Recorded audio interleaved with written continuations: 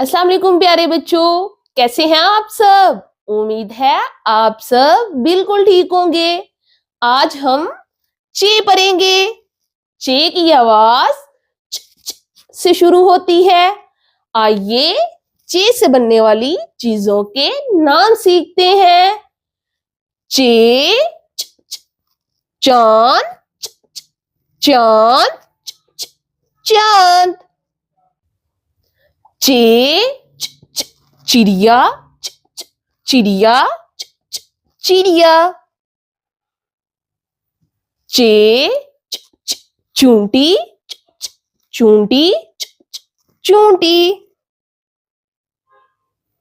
चे च, च, चूहा च, च, चूहा च, च, चूहा।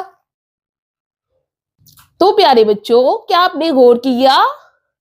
चांद, चिड़िया, चूंटी और चूहा, इनकी आवाज च से शुरू होती है। जैसे चांद, चिड़िया, चूंटी, चूहा।